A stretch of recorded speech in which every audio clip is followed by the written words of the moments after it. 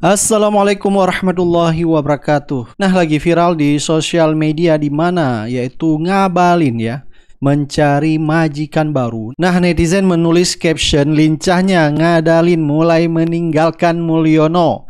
Mepet ke Mbak Titi, siapa tahu kontrak TA KSP diperpanjang oleh Prabowo. Seperti kutu loncat sana, loncat sini ya. Ini sekarang sudah mulai ya mepet kepada keluarga cendana. Coba kita lihat di sini ada Mbak Titi ya, mantan istri Prabowo, dan juga ada kakaknya Mbak Titi yaitu Mbak Tutut ya. Jadi ngabalin sudah mulai merapatkan dirinya ke keluarga cendana. Apakah ini tanda-tanda ngabalin nyari jabatan baru lagi?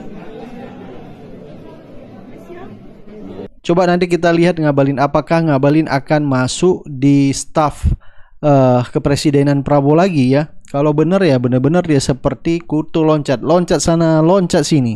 Baik, coba kita baca beberapa komentar dari netizen ya. Nah, video ini diposting di akun X oleh Syam Al-Juhri dengan caption ngabalin lagi cari muka nyari calon majikan baru. Ada komentar dari Mamang Opik Ribon, berharap masih ada yang mau kasih tulang ya. Ada komentar dari Syam Ali Zuhri, mudah-mudahan Prabowo tak pakai makhluk gaib ini di pemerintahannya.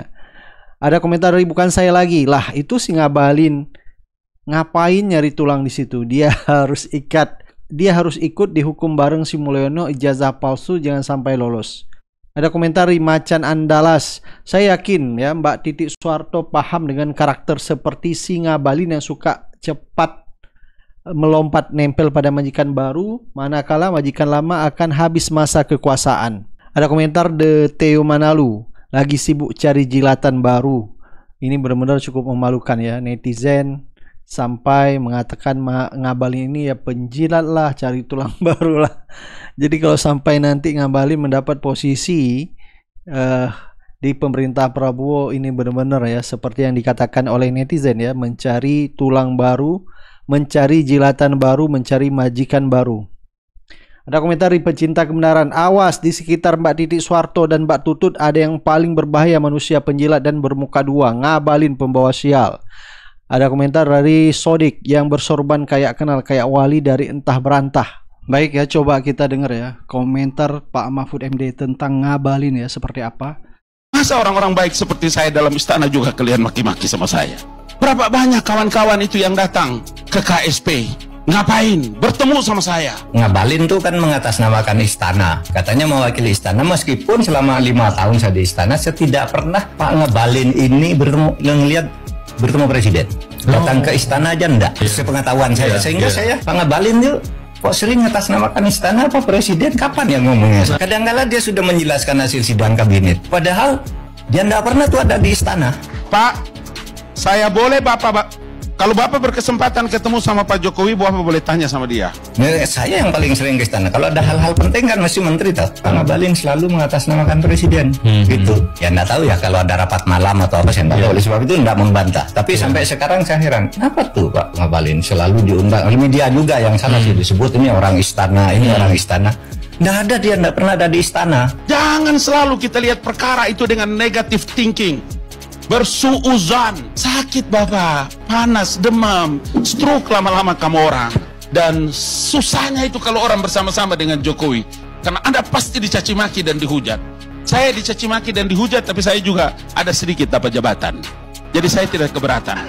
Kekuasaan adalah sesuatu yang tidak mungkin bisa ditolak. Bohong kalau ada orang yang bilang dia menolak tentang kekuasaan. Jadi kalau Dato tanya bagaimana dengan Prabowo, Dato doakanlah biar saya terus bisa juga berbuat baik untuk Republik ini. Kenapa? Ada apa yang salah?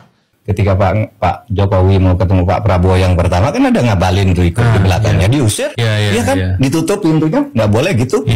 Saya sampai sekarang bertanya, siapa ya Pak Ngabalin ini? Mungkin ada grup tertutup dengan Pak Jokowi gitu. Di malam hari atau tiap minggu atau apa. Kalau resminya nggak ada dia, nggak pernah ada di istana. Mungkin di kantornya Pak Muldoko sih, ya. Mungkin dia, mungkin tidak. Meskipun setiap saya datang ke kantor Pak Muldoko juga nggak ada. Kita orang-orang baik ini Pak. Negeri ini harus dipimpin oleh orang-orang baik. Diurus oleh orang-orang baik Pak. Pansel KPK ini sekarang dari 280 dengan registrasinya akun mereka yang terdaftar 844 dari data yang masuk di kantor KSP itu. Saya melihat belum banyak orang-orang baik, Prof. Bagaimana kita nanti ke depan? Kalau KPK itu bagi saya penindakan tegas saja. Yang diutamakan bahwa ada pencegahan isian. Bagi saya kalau KPK itu menindak, untuk apa bentuk KPK kalau tidak menindak? Mencegah itu tugasnya Ustadz di kampung. Kamu jangan korupsi, ya pendidikan moral apa itu kan? Yang dikatakan harus dididik moralnya, pribadinya, diberi wawasan ini. Nah itu tugasnya sekolah. Bahwa KPK itu penting, melakukan itu penting. Tetapi apa penindakan itu tetap nomor satu bagi saya. Kalau sudah terjadi gitu mau dididik apa tangkap aja kalau saya. Sekarang ada momentum. Kita mau pergantian presiden nih. Kita mencatat semangatnya. Sekarang kan banyak sekali YouTube pidatonya Pak Prabowo marah-marah kepada awas kalau kamu korupsi. Ini. Ada lagi sebelum itu, saudara, habis ini kita berantas korupsi. Kalau ada koruptor ke Afrika saya kejar, ke Timur Tengah saya kejar. Ini semangat Pak, karena pidato ini keluar sesudah dia terpilih. Tinggal bagaimana kekuatan-kekuatan yang nanti memberi masukan kepada Pak Prabowo itu meyakinkan. Yang satu kan pasti ada yang menolak, ada yang ingin selamat menolak itu upaya itu. Tapi ada juga yang ingin sungguh-sungguh. Nah tinggal itu, ide itu sebenarnya masih selalu diucapkan sejak 2014 sampai sekarang sesudah terpilih tapi belum dilantik ini. Nah sekarang udah terpilih, mari kita jaga negara ini sama-sama, dan saya meyakini betul bahwa negara ini akan menjadi baik dari kejelekan, misalnya kejelekan itu nilai 100 ya, sekian masalah kita, kalau hukum ditegakkan, korupsi diatur, diselesaikan dengan baik, itu 50% masalah kita selesai. Penegakan hukum dan pemberantasan korupsi. Kalau itu tidak bisa berapa-apa. Saya sedikit akan menjelaskan juga dalam pandangan saya. Saya ini selama jadi pejabat, saya ada LHKPN dulu.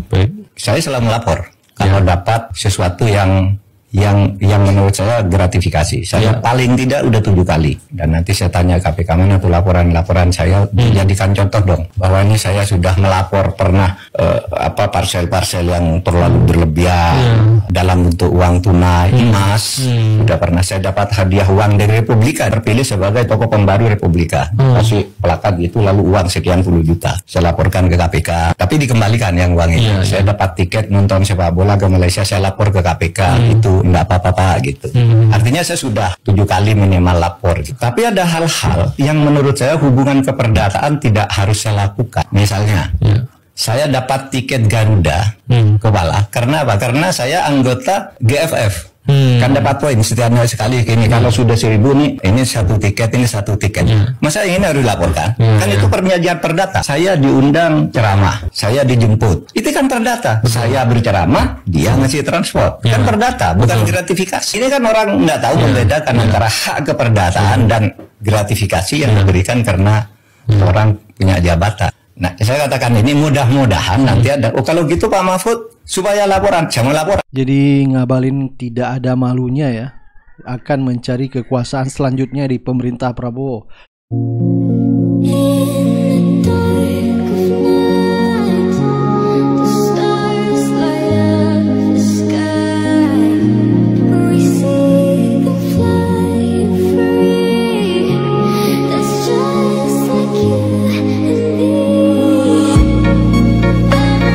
Aduh, ngabalin. Kalau kata Ustadz Yahya Waloni, ngibulin. Nah, ini ada sorotan dari netizen ya, di saat pelantikan anggota DPR RI. Jadi Jokowi menjadi sorotan oleh netizen, yaitu pimpinan sementara memberikan sambutan pelantikan anggota DPR, MPR, DPD RI 2024-2029. Saat penyebutan yang terhormat Presiden RI, tidak ada yang tepuk tangan sama sekali, wajahnya kelihatan sedih.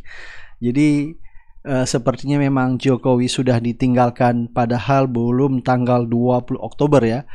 Tapi begitu menyebut yang terhormat Bapak Prabowo Subianto, Presiden terpilih, maka banyak yang tepuk tangan. Bahkan sampai riuh memberi aplaus kepada Prabowo. Artinya Presiden Jokowi sudah tidak dianggap. Baik, coba kita lihat videonya ya. Yang terhormat Presiden Republik Indonesia, yang terhormat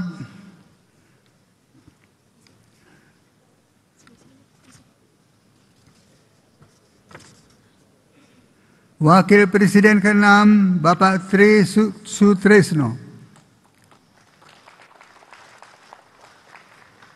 Yang terhormat Wakil Presiden ke-10 dan ke-12 Bapak Yusuf Kala. Yang terhormat Wakil Presiden ke-11 Bapak Budiono. Yang terhormat Bapak Prabowo Subianto, Presiden terpilih Republik Indonesia.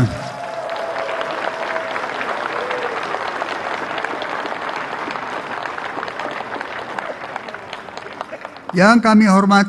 Nah, netizen juga menyoroti kenapa di saat pelantikan anggota DPR RI maupun DPD, Fufu Fafa tidak hadir di situ. Yang hadir malah Prabowo ya.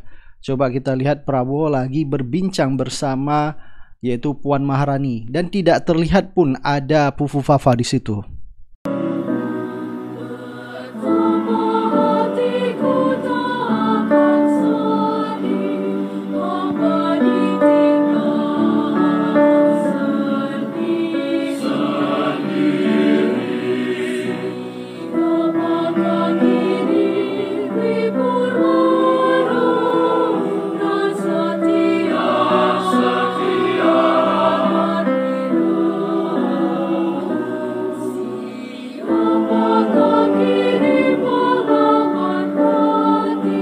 Jadi sampai netizen menulis ya, Mbak Puan asik banget ngobrol sama Mas Wowo, hamba ditinggalin sendiri. Maksudnya ya beberapa baik, coba kita lihat beberapa komentar dari netizen ya. Nah, ada komentar dari Ihsan Fauzi.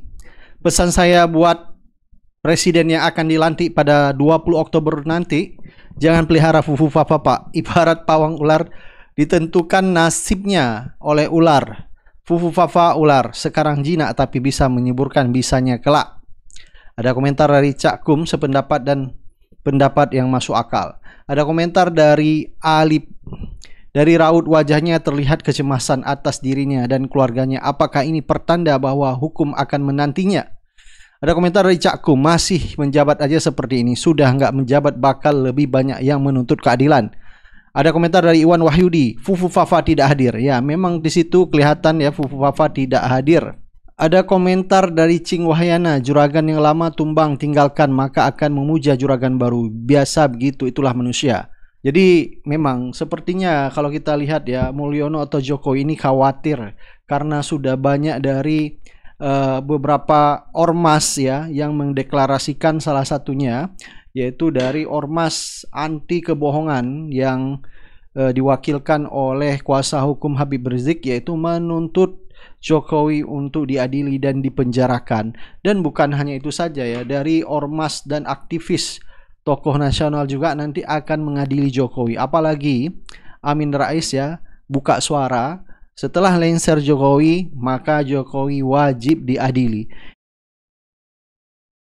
Nah, dalam beberapa waktu terakhir ini seolah ada kesepakatan di kalangan para pengamat politik dan jurnalis yang kritis yang menyatakan bahwa kita jangan mudah dikecoh oleh Jokowi. Caranya tafsirkan terbalik, artinya tafsirkan terbalik arah omongannya. Nah, kalau Mas Mulyono bicara jaga kondisi politik sebaik mungkin agar proses peralihan kepemimpinan dari Jokowi ke Prabowo Subianto berjalan mulus tanpa gangguan, tanpa kerusuhan politik. Artinya kalau memang ada kelompok-kelompok yang mau demo atau membuat huru-hara politik, ya boleh saja. Misalnya ya, pada 12 September lalu, Mulyono mengundang pimpinan TNI, Polri di ruang Nusantara, Istana Negara di Ibu Kota Nusantara, Kaltim itu. Mulyono meminta agar TNI dan Polri turut serta mendukung proses transisi pemerintahan. Nah, Mas Mul, kami tidak melihat ada potensi sebagian rakyat akan mengganggu. Justru rakyat ingin segera melihat pergantian kepemimpinan nasional benar-benar on schedule, Jangan sampai molor. Nah Mas Mul, apa Anda sedang berhalusinasi melihat dengan kacamata buram penuh kecemasan sampai wanti-wanti seolah pelengseran Anda dan pelantikan Pak Prabowo bisa-bisa tidak terjadi dengan lancar dan mulus? Apa itu halusinasi Anda? Apa itu kegaduhan politik yang Anda harapkan menjelang 20 Oktober supaya pelantikan Mas Prabowo terpaksa ditunda, lantas Anda, Mas Mul, bisa melakukan manuver politik tertentu dan berlagak jadi pahlawan kesiangan? Sebelumnya mungkin biar pas ya, karena undangan kita kemarin itu menyatakan bahwa kita mengundang bertepatan dengan momentum G30S 30 September. Sebenarnya G-nya ini sebenarnya bukan gerakan tapi gugatan gitu. Gugatan 30 September. Dengan ini kami ya hadir Tim Advokasi Masyarakat Anti Kebohongan atau TAMAK. Kita TAMAK di sini maksudnya tamak keadilan ya, bukan tamak yang negatif. Jadi kita tamak rindu, kangen, dan maruk akan keadilan yang memang berarti susah untuk didapat sementara ini. Seperti itu. Nah, hari ini kita di sini hanya mengatakan mengenai penegakan hukum yang berkeadilan.